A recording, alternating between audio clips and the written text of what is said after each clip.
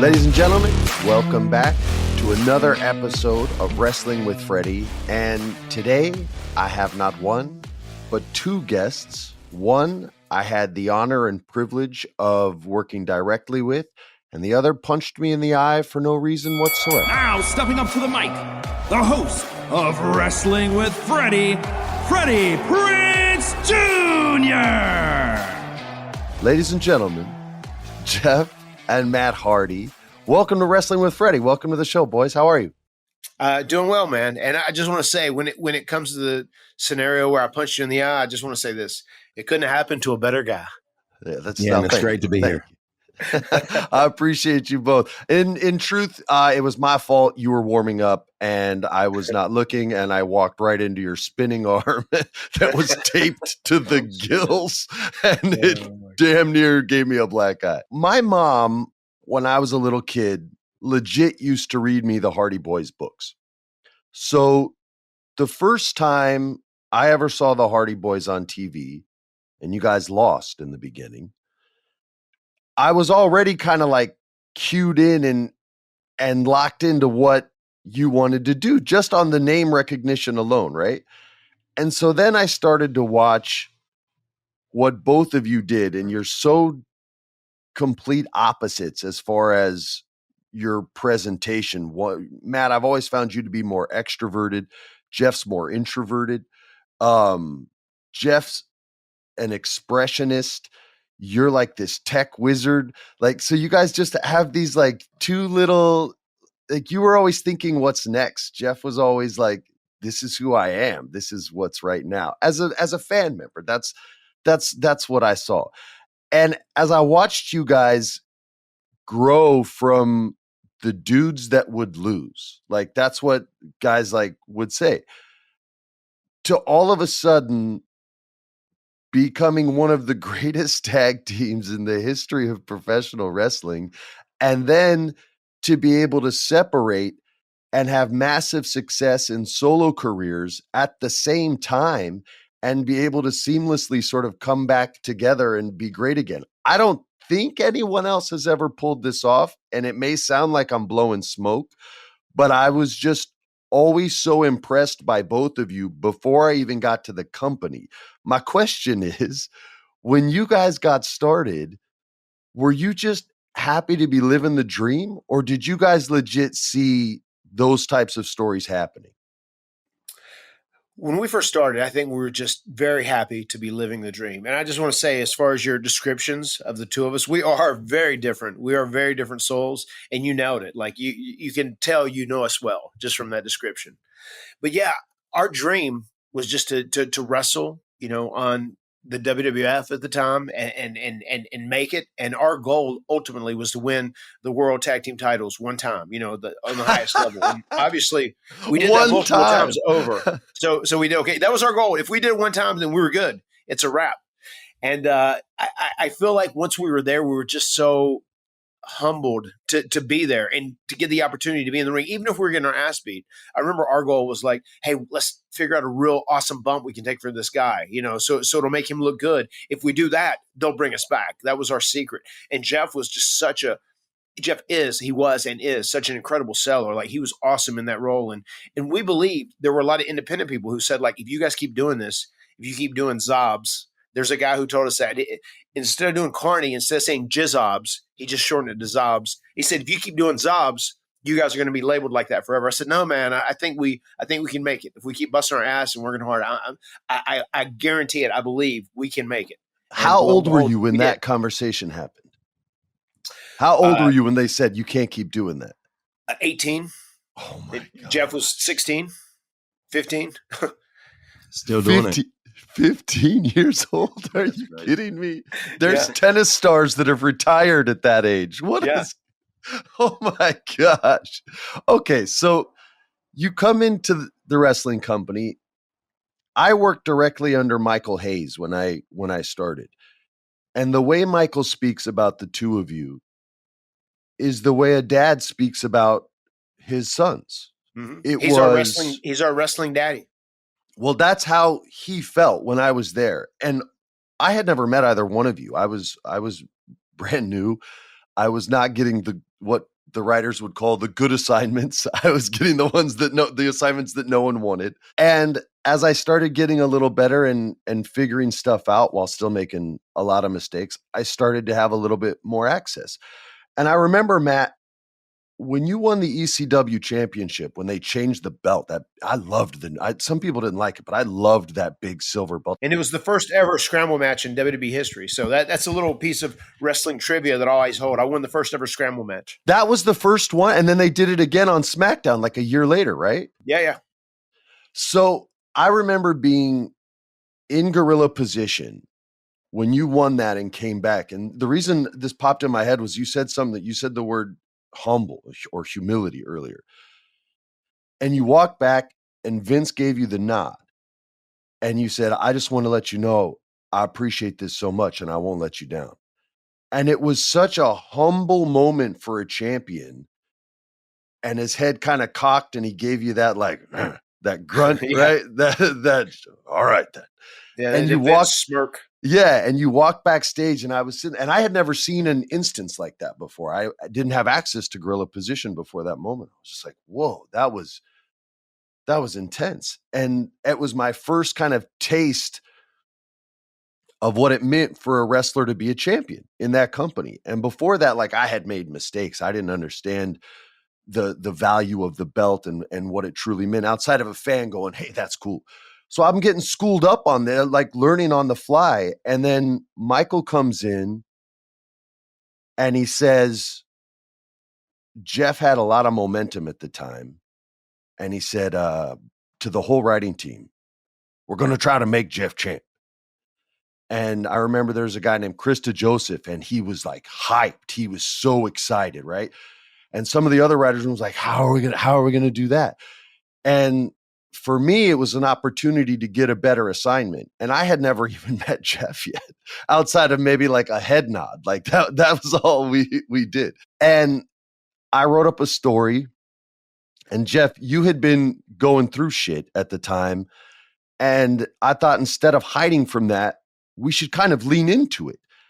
And my philosophy, my dad struggled in the 70s with a lot of different stuff. When he died, he had enough Quaaludes in his system to kill a damn horse. I had a lot of experience with that.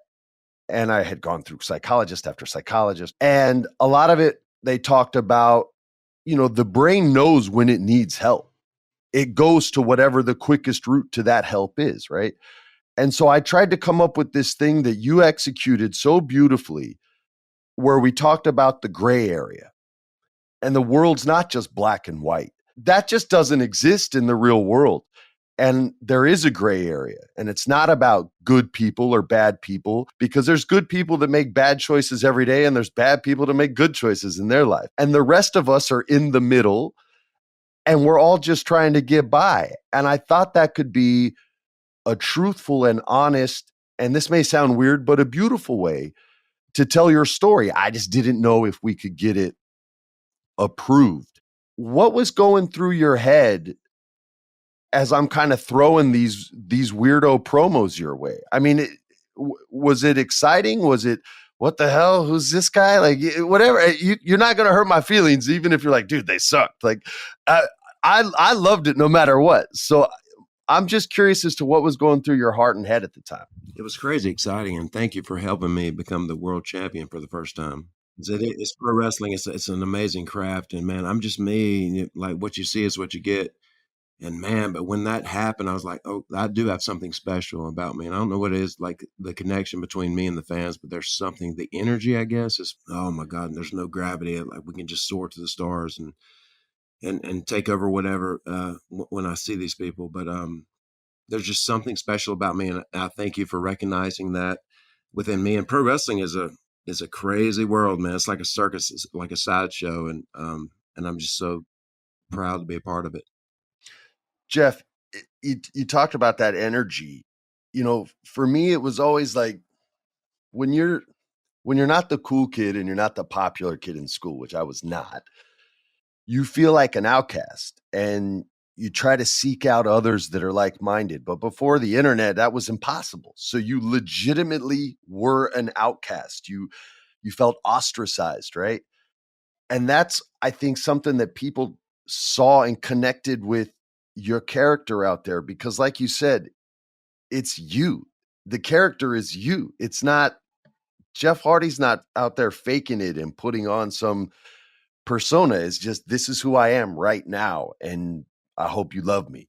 And it's like you feel that every time you climb up to the top, right? So I always felt that connection was, wrestling fans have always been like the sports fan that has been disrespected the most, the one that's like discounted the most. I remember Colin Cowherd used to call us mouth breathers. And then Fox bought it, and all of a sudden he was so nice and polite and respectful.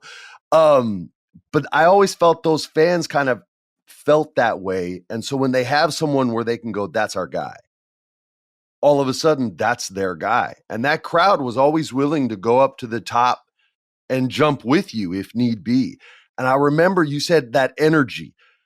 I remember when the crowd believed that it was going to happen. I didn't watch from Gorilla, even though I was supposed to. I got yelled at. I went out to one of the side hallways so I could see it, the way I would want to see it if I bought a You watched ticket. it live. Yeah. Yeah. And my phone was going crazy. Freebird was like, "Get back here. Where are you?" I didn't even like answer it. I'm just there like watching from the wings. And that crowd, all of a sudden, when they realized it was Hunter outside the ring and not you, and that the finish was about to actually happen, you said there was no gravity. Like, I literally felt like I was floating in that moment, because their voices and the sound like reverberated so damn much that it's like lifting you up off the ground. And then they did the finish. And because you're beautifully insane, you then climbed the entire scaffold of Armageddon all the way to the top, which gave me a heart attack. I was a new father, so like all my bravery just vanished, and all I'm thinking is, I hope he's okay.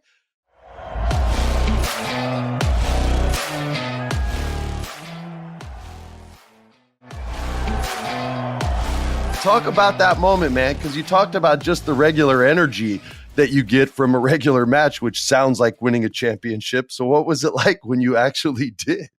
Oh, like a little boy's dream come true, man. Like up on that castle at Armageddon, and Armageddon is coming eventually. Maybe I'm guessing 2075. Okay, good. I'll be gone. What a Jeff Hardy thing to say. But no, it's such a crazy world. But yeah, it's a little boy's dream come true, man. And God, and then to do it over and over again. One of my favorite things as far as being like world champion is when Punk, and it's so crazy, we're in the same company now, and there's a huge moment between me and Punk. Yeah, that's gonna come, I'm sure.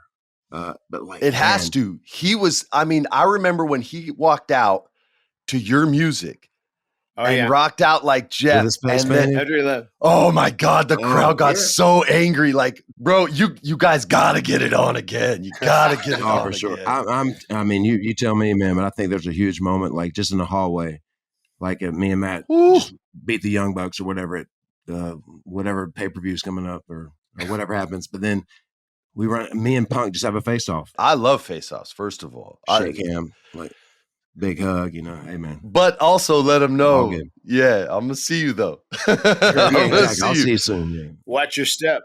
Matt, I've always had a question for this, and I guess I could have asked Freebird over the years, but I wanted to ask you. During Jeff's run, there was this sneaky little thing that you and Freebird did where Matt Hardy's coming out to help his brother, but Jeff gets hurt. And we didn't show it at that pay-per-view.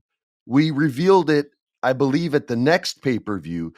But the Matt Hardy character smiled and wasn't necessarily out there to help his brother, is what it seemed. Was this, and this eventually led to you turning on Jeff.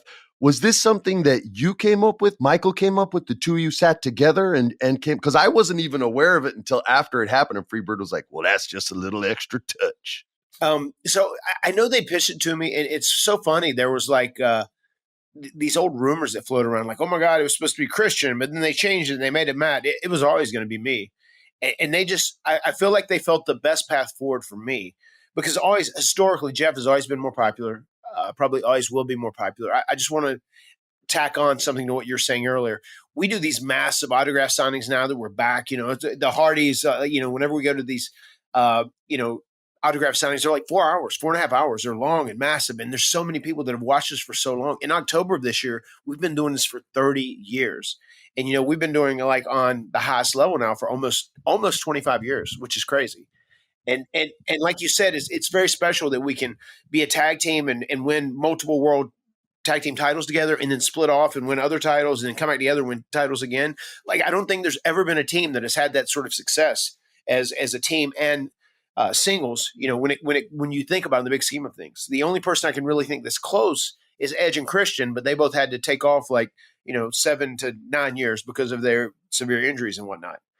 So Jeff has this thing about him. Whenever we're doing these signings, people come up to him all the time. They go, "Oh my God, you inspired me to be me, because you were just someone who, like, this is who you are. If you like me, great. If you don't, great. I don't care. I'm me, and I'm happy in this moment. I'm doing what I love in this moment, and I'm living my life to the fullest in this moment. And I don't care what anybody else says." And that's a huge inspiration to him. And people all the time come and say, "Thank you so much. You helped me during a tough period in my childhood," or whatever. Like, you made me not afraid to be myself. So I think that's one of the very special things that goes along with him. And that leads, I think, to him being historically the most popular of the two of us. And then Michael Hayes had pitched and said, "I think the best way forward for you, Matt, is now that you're the CCW champion and he's the WWE champion, if we did a thing where, like, you were almost jealous, you know, he's getting all the light shined on him right now as being the big champion. And you've been a big champion even longer. Like, what if we do a thing where you get so frustrated and ultimately you turn on him and we do a big match at WrestleMania and you guys can face one another on the, you know, the biggest platform possible." And I was all down for it. I said, "Yeah, that sounds good." And I didn't disagree. So they started planting those seeds. I want to say the first thing was like, you were found like out in a stairwell. And it was almost like a play on real life. Like, oh my God, was Jeff Hardy messed up? We know he's had his demons. We know he has had his issues. But it turns out in the backstory of that, I was the one that did that to him. There was a deal where there was a car crash. And remember they used some girl, like, "Is your wife as Beth?" Yeah, and that ended up being me as well. And then the pyro thing, which is one of my favorite deals because he made it look so amazing the way he sold it.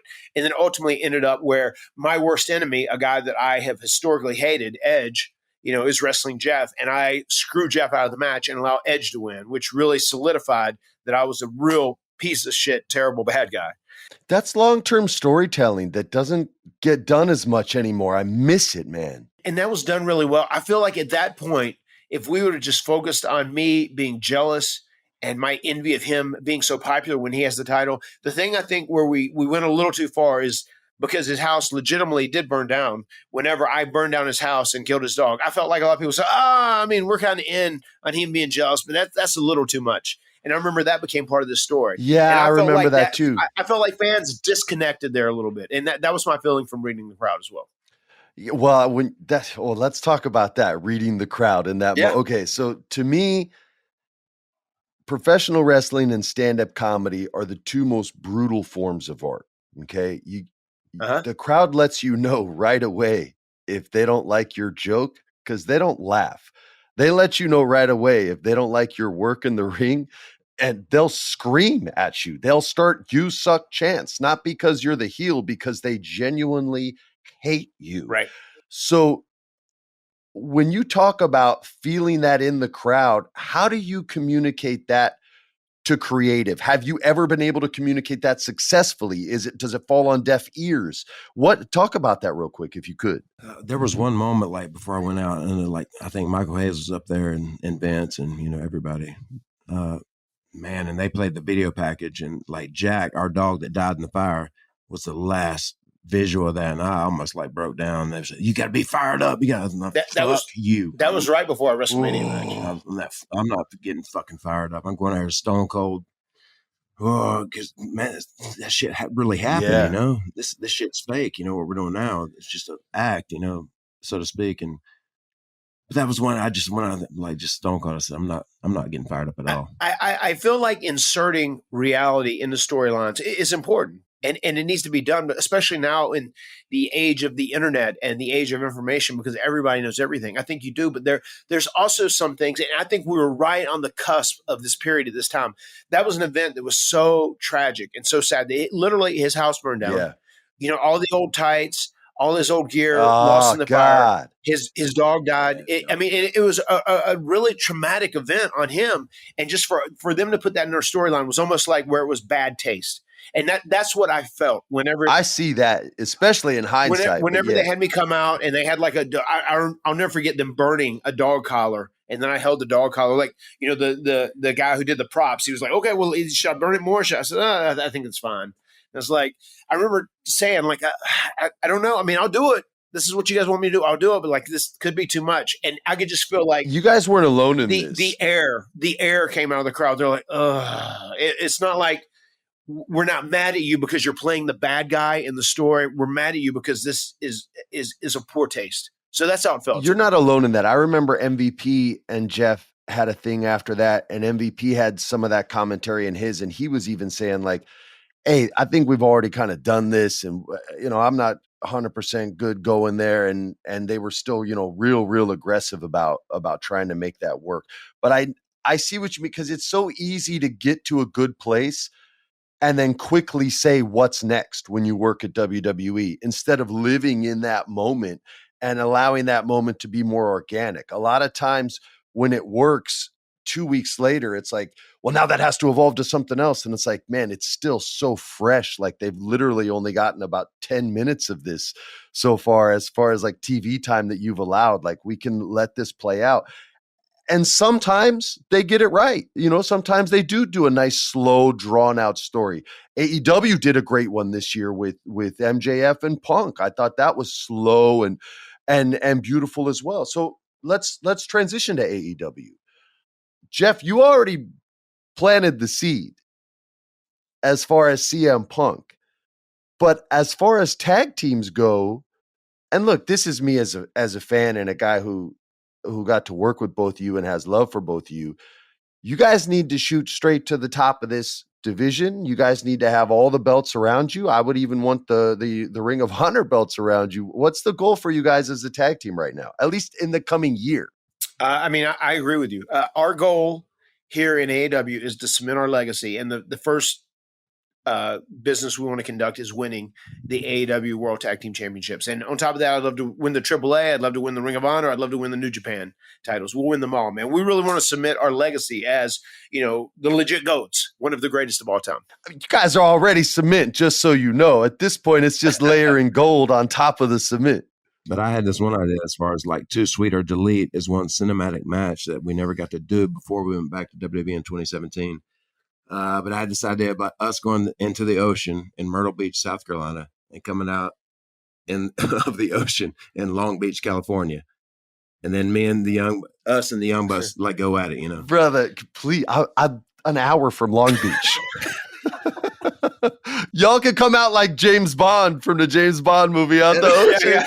Or Halle Berry. Yeah. Portals will be good too. Though. Oh my God! I just said what my dream match would be today on our podcast on the Extreme Life of Matt Hardy. It would be all the greatest tag teams. I would use everyone, like Tully and Arn, the Rock and Roll Express. Use the Young Bucks, and we have it starts at the Hardy compound, and then there's portals, and it leads all over the world. We can be we can be in Japan. We can be in the ECW arena. We'll make it a worldwide production. If you guys have all the belts, you can do it. If you guys have all the belts, you can literally do it. It's pro wrestling. Holy shit! I've been looking at some properties, commercial real estate, because I want to have a home base for a little independent wrestling company that I want to start in about a year and a half out here. Yeah. I've heard these rumors, man. I was looking at a place in downtown Los Angeles that was like a rooftop supper club that had gone out of business, and it was like the downtown LA skyline. And all I could think of was a Hardy here and a Hardy here on turnbuckles with the LA sky. It's the only skyline we got is downtown, with the LA skyline behind, while both you guys just jump off 12 feet in the air and land. But I remember seeing them being like, wow, man, like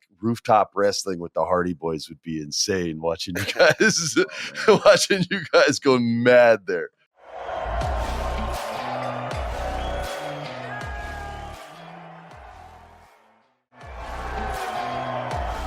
I do want to say this, and I got one more question for you. But as soon as we hang up, I'm going to try to write a CM Punk Jeff Hardy storyline, and I'm going to send it to Tony Khan. Like, submit it to Papa Khan. Like, that's all once you said that, I literally was like, oh my God, yeah, they're in the same company. Of course Oh they my God, need there's to so fight. much great material here. Destiny. They got it. I mean, it was such a wonderful story, but both you guys have been in some of my favorite stories. And he hated me when I joined the company, but he's held both my babies since. One of the stories, Matt, that you were involved in that I've loved, and the US title hasn't meant anything since, was you and MVP. I thought this was it was basically competitive friendship rivalry. It wasn't hate at first, and it allowed itself in a slow, long format to develop into something more than you've got what I want, give it to me. It was no, you're not better than me. I'm better than you. Or it was that old song. Anything you can do, I can do better. I mean, that's literally, it had this old school feel to it. Was that something that was brought to you guys, or was that something that you guys wanted to do? That ended up being a touch we decided to put on it. And I feel like at that time it was single MVP and single Matt. We were doing that in real life too. We were like competitive. We would go out to eat and buy a bar later. We would see who could drink the most or who pick up the most chicks or whatever. We were just super competitive in everything because we were good buddies. And it almost like translated its way onto TV. So that was supposed to be a short-term thing for the U.S. title. And then like later we added details. And, I said, well, what if you decided you wanted to try and make me your tag team partner and we go after the tag team gold? I said, and that kind of gives us a way to extend this and we can make that happen. And Vince was so open to us. There would be times, you remember the lines that would be outside Vince's door. There'd be 8 or 9 people just wait, and they were waiting for an hour, 90 minutes outside his door to get in to see him. MVP and I, like, we'd be at the line, we'd say, hey, Vince, we'd shoot him a text, hey, we're outside. He'd come to the door, he said, Matt, MVP, come right in, and we'd pass the whole line. We did that almost every single week. He was like, we were his favorites at that time. Every time we kind of suggested something, he was always open to it. That was one of the most fun times as far as working with Vince, and he was liking what we're doing, and it was succeeding on television, and he was always open to ideas. When I first did Matt Hardy V1 too, he was very open to ideas, and I got to interact with him a lot too, which was very cool. Do you think maybe that's the issue with some of the younger talent these days, is not either having the ideas or not having the confidence to bring their ideas to the top people? Do you think maybe they're waiting for ideas to come to them?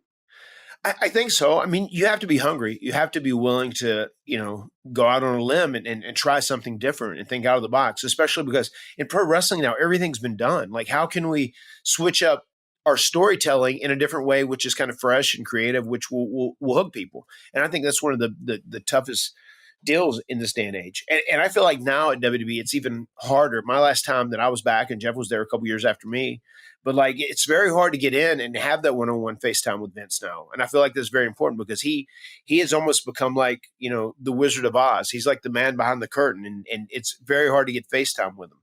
But I think guys have to stay driven. They have to continue to submit ideas. Even if you have 50 ideas shot down, you might get one that they roll with. I mean, I think you have to do that. That's part of your obligation from a creative aspect in this industry. Jeff, before I get to my last question, which is more family driven and brother driven, did you ever hear about the production meeting before you went over as champion? Did anyone ever share that with you? I never did. Is it ideas or politicking? I think it was politicking, right? Yeah, we some of us had to politics. So yeah. No, I know. No. If legend serves me correct, I've read this and heard the rumors. I would love to hear the official story, though. So this was like the craziest, coolest, most passionate moment I ever had in not the wrestling business, in show business. I'd never been in a position where it was this like creative and realistic debate going back and forth. And you got those production meetings are like 40 people deep, right?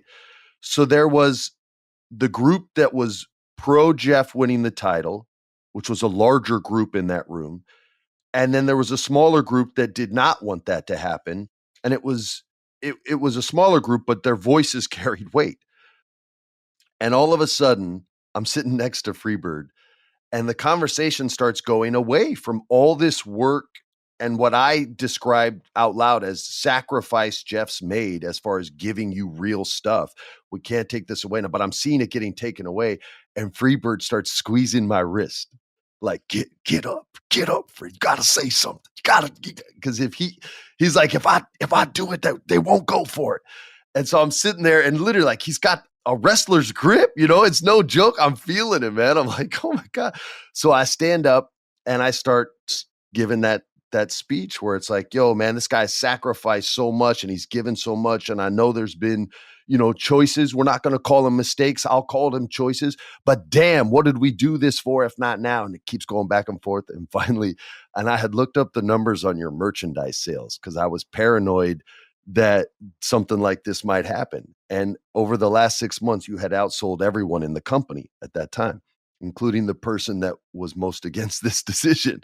And that was my ace of spades that I had. No, not that one. No. It was 3 letters. You know who They're all this. They were all the same. So I'm sitting there. I'm like, man, if I pull this card, it's my last move. Like I'm not going to be able to like outshoot that. So I had to wait for everybody to get their say in. And then finally I just went, all those armbands out there, all those crazy Spider-Man looking things, they're on every single person in the crowd. This man has sold more merchandise than every single person, including the people in this room over the last 6 months because of the sacrifices he's put in this story. Those people believe in him. That's why they're buying that, even though they already have 3 of them. They're putting on 4 and 5 over that because they actually believe in this.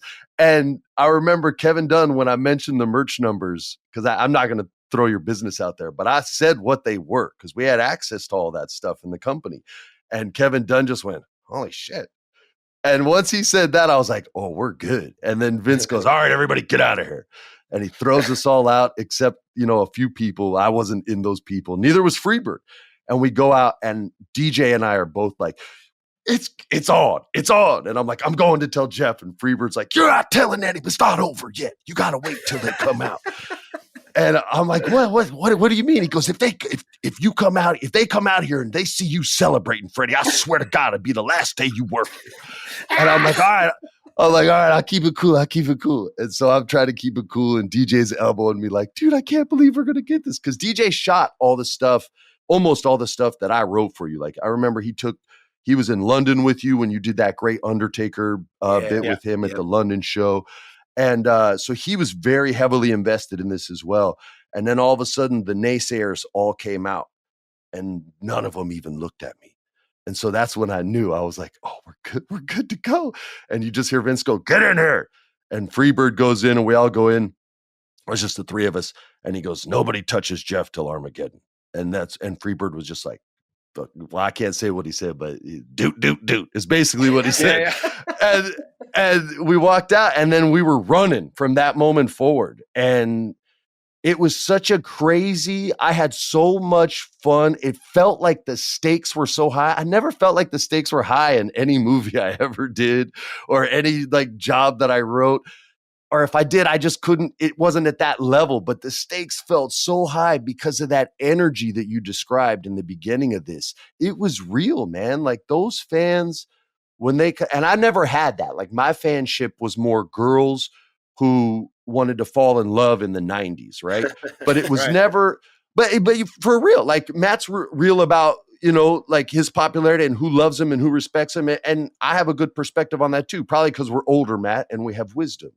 But Jeff had this way where you just give more than guys like me. And people respect that and they love that. And that energy was real. I've heard comedians talk about that energy. And it's I said this before. I think I even said it to you when we were working together. I said, dude, your wrestling is like a Jackson Pollock painting.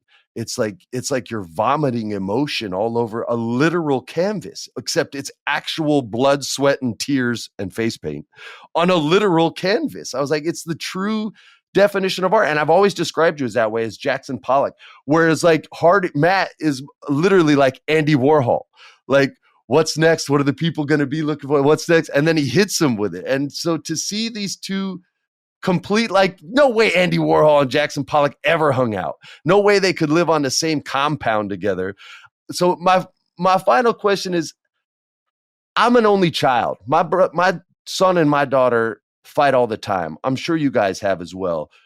How have you guys managed to keep this bond, to stay so tight, and to be like the true definition of brothers? I used to ask my mom at Christmas, I don't want any presents. I just want a brother. She's like, baby, I have my tubes tied. That's not happening. So she had 23 hours of labor with me. She was done. But how have you guys done this, man? And maybe there's no answer, and that's fine too. But how have you guys managed? You said 30 years, 18 and 16. That's insane. You guys are still doing this at the highest levels. Yeah, it's a beautiful history that will never be deleted. Yeah. Because It it's can't there, be. it's the story, of us. And yes, the unknown, for me, it's just like faith and hope. I overpray all the time. I talk to something more than me, like every day. And I believe in that. I really feel like, our mom died young, and we very much modeled ourselves after her in many ways. Until we got in wrestling, and then those guys kind of tore away at us and got us all screwed up. But obviously, we're not going to blame that on pro wrestling. I just feel like from early on, we just realized, like, whenever our mom passed, I remember our dad said to us, and he was there, and our dad's like a real hard Southern man. First time we'd ever saw him cry, and he said, like, guys, we have to be strong. We have to go on for her. That's what she would want. So even from that moment on, I feel like there was a very special bond where there's been times where we've been at each other's throats, or we've had disagreements or whatever, but we always know our bond as brothers is very special, and it will always come back, and it'll always be there. Even if we have a disagreement or there's a period where we're on different pages, we always get back on the same page every single time. And I just think we understand how special it is. And that's something I really try and reinforce in my kids. I have 3 young boys, Maxwell, Woofy, and Barty as brothers. I go, guys, you're brothers. You're going to fight with them. You're going to argue. So especially when you're younger now, you're going to fight all the time. But remember, they are the most important people in your life. Like, you can always depend on them. And I think we know that. We can always depend on one another, regardless of what the situation or scenario is. Yeah, for sure. I have the Hardy girls like Ruby and Nira, man, 11 and 6. It's crazy. When you look back at everything, it really does fly by. But like Matt's, like little boys, man, they're so entertaining. I'll tell you a real quick story. They were on the motocross track one day, and they were all playing, and Woofy wanted a snack, so he was trying to go in our house. We have dogs in the house. We have too many dogs. Just think about it. He's not at home. We're like out on the motocross track, and they're running up and down the hills. And Woofy was going towards my house to go get a snack, and Matt said, "Woofy, where are you going? I need a snack. Where are you going to get it from?" He said, "From the fridge, of course." I was so broken that. Right? Yeah. But no, you can't. There's dogs in there. They'll bite you or something. Matt, you had like a kangaroo, damn zebra, koala bears, and all kinds of shit. Some of the best footage ever. Yeah, it is some of the best. What was your kangaroo's name? What's his name? It was Smoking Joe Frazier. The kangaroo, man. The kangaroo, his vessel, it contained the essence of Smoking Joe Frazier. I knew Smoking Joe back many decades ago. And now I've kept track of his essence, and his essence is now in this kangaroo. So he would teach us how to strike with his hands and feet. Yo, that's what got me back in touch with you on social media, because I was like, yo, what character is this guy creating now? Like, I legit reached out to you. I was like, what is going on, brother? How are you? This was years ago now, but listen. I can't tell you how many people that I was friends with. Whenever I started doing Broken Man, and I went all in, right? Oh, yeah. Method acting all the way in. Like they said, hey, TNA said, hey, we want to put you on Meltzer's show. He wants you to do the whole show, because it's kind of getting hot, whatever. I said, it's going to be like 50 minutes. He said, so is that cool? You can get on there just like talk wrestling. I said, you tell Dave if I'm going to be on there, it's all Broken Matt the whole while. It's the whole gimmick. I'm not changing it. And I did everything in gimmick. People were contacting me going like, hey, bro, man, like, is everything all right? Like, I just want to see, like, I want to make sure you hadn't fell off or anything, man. Is everything cool? Like, you need me to come over and stay with you or help you out? Is everything cool? And I was like, oh, no, I'm good. I said, I've never been better. I said, I'm just trying to suck everyone into this broken universe I'm creating. Bro, I would send those videos to Kieran Culkin, who used to be like my wrestling show running mate back in the day. Like, he's been thrown out of wrestling show. He was such like a psycho fan, to the best actor on HBO, but he started off as a psycho fan. And I literally would be like, yo, check out what Hardy's doing. And he literally would just write back, yo, what the fuck is going on right now? But we loved it, man. We loved it. So here, a little insight into that. There's this place like 15 minutes from us, which is so crazy because we live out in the middle of rural North Carolina, obviously, little podunk town, Cameron. There's this place where there's a little privately owned zoo, and they had these couple animals. They had like, the giraffe was George Washington. He was always a bit, and like Jeremy Borash, who was shooting all that stuff, loved going out there. And I was like, I would talk to these animals like I'm talking to you right now. I would be fully invested, with whatever we're doing. And this is a great story. The first time with Smoking Joe, we were there. I said, yes. I said, Brother Nero, I said, I have established a very special boxing match. He's going to help us with our strike so we can take out the Bucks of Youth. And I said, yeah, let me get in here and I'm going to show you how Smoking Joe works. I said, and then they told us, they said, this guy's an older kangaroo. They said he throws some pretty vicious kicks, but he's the most tame of the three we have. So if you guys are going to shoot some with him, it'd be best to do it with him. And he one time reared up and did a real hard kick. And then I remember I told Jeff, I said, so Brother Nero, you're such a spot monkey. You jump off the top rope off every perch available. You should fight him first. And the camera was rolling. Jeff's like, what the? And I had him fight the kangaroo first. I want to see how bad the damage was. Jeff's like, I'm sitting there with Dr. Doolittle and I got to take a bump from a real kangaroo. We legit locked up though, man. It's crazy. I was like, and he kicked the shit out of him. And then after Jeff went, I said, dude, all right, man. I said, I feel bad. Thank you, man, for taking the first bullet. I said, I'll go. And I was in there and I locked up with him. He started kicking me and he was kicking the shit out of my knee. And I thought he was going to buckle my knee. I was going to have to go in for another ACL surgery. And in character, and broke him. I said, yes, punish me, Joe. Punish me. And he's kicking. And then I was like, cut the camera off. I had to run out of there. Bro, you got to tap out, bro. You got to tap. Punish me. Oh, man, I was falling out. Massive punishment. He was legit locked up with the kangaroo, man. Oh, my God. Incredible. No one else could ever tell that unless they live in Australia. Nobody else could ever tell that story. Listen, you guys, I appreciate both of you so much for taking time out of your day, from taking time away from the animal kingdom and from the Hardy compound and from flying all over the place. Matt, keep that active brain of yours going. Keep reinventing, keep evolving. I love it. Jeff, keep living in the moment, brother. I hope you're still painting. I hope you're still making music. If not, please start again. A balanced artist is a happy artist, so please continue. I am. I'm playing at the Whiskey on June 2nd. I don't know when this airs, but yeah. Please come out if you can, man. The Whiskey where?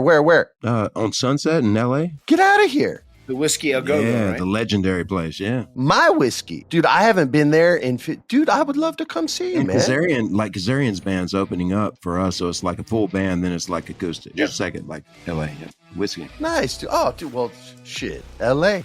Show up, show out. All right, you guys, I appreciate you both. Lots of love to you both. And to everybody listening, thank you for the time. And this was Wrestling with Freddie. This has been a production of iHeart's My Cultura podcast network. For more podcasts from iHeartRadio, visit the iHeartRadio app, Apple Podcasts, or wherever you listen to your favorite shows.